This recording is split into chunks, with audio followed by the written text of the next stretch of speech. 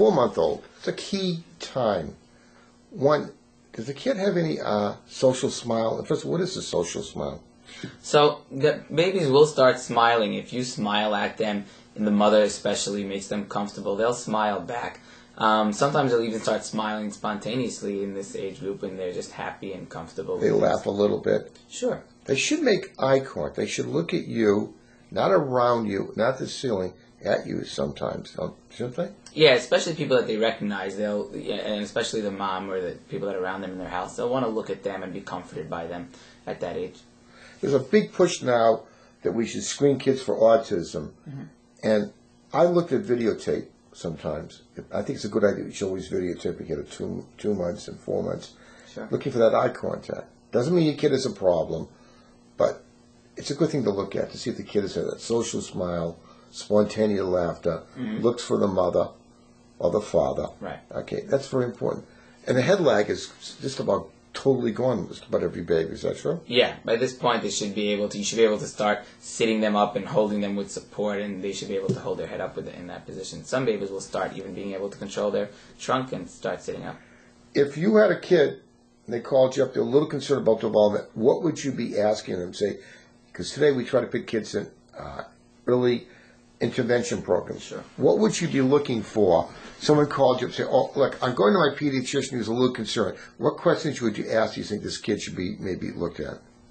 So by this age, they really, like we discussed, they should start really looking at the mom. They should be comfortable with her. They should turn to sounds. They should be comforted by the mom's sounds. A lot of times when the baby's crying and the mom can console them with singing and things like that. And they like to be held. They like to be cuddled. These are all signs of a healthy baby. So it's good socialization, sure, good interaction. They want the mother. They want them. That would bother you if the kid never wanted to be held. Would that bother you a little bit? Could be. That could be concerning. Again, this is an early age, and it's difficult to tell exactly what's making the baby uncomfortable. They can't tell us what the problem is. But if they're not having any social interactions, they're not looking at mom, they're not focusing on her, they're not hearing things.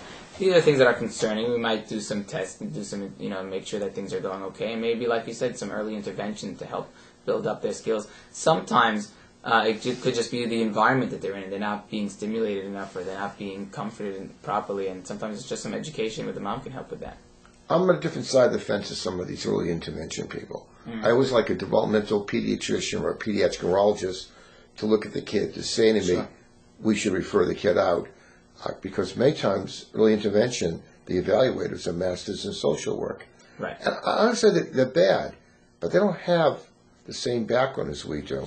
Right. They don't have the same training and skills in really identifying what the problem is. They can identify when there's a certain problem and they can do some physical therapy or language therapy, but it's important to understand why the baby has this problem and what's causing the problem. And that's something that really a neurologist or a developmental pediatrician is well equipped to do. So it's like a team effort. It should be the doctor, the parents, whoever the pediatrician is confident with, a developmental pediatrician, pediatric neurologist, if there's some concern.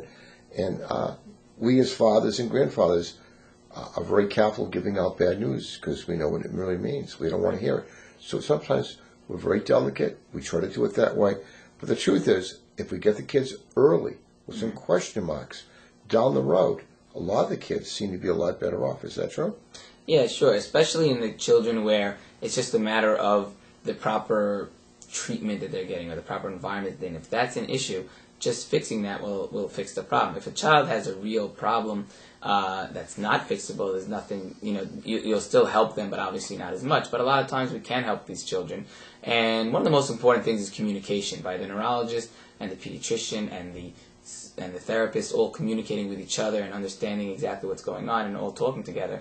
We can really help the baby the best possible. I was a little upset the American Academy come out with a statement saying, we want the pediatricians to screen all kids at certain ages. And I think 4 months was mentioned for autism. I look at every kid all the time in developmental information. I don't need someone to tell me to do that. I didn't understand that one. A good pediatrician, that is part of his job. At each age, you should be asking questions. The problem is, sometimes I see a kid, I'm giving him a needle, he's afraid of the office, and I may not know everything. So I'm getting the practice now to videotape all the kids, taking how the kid is interacting with the mother or the father and just storing it. So if any question marks come down the road, we don't remember what the kid did at 4 months, but you get a videotape, we can look at it and say, oh, your kid really didn't look at you. Your kid didn't have that social smile. But people, oh, my kid smiled, and I go look at it. They weren't looking at you. They were looking at close to something nearby, but not you. And that's a big concern. You agree? Yeah, it definitely is. And it's something a lot of times parents don't realize and understand. A lot of times parents are hopeful and they think that the baby's recognizing them even if they're not. And these are always concerns. And, where we would check their vision, we would check, if it's a social issue and exactly what the problem is.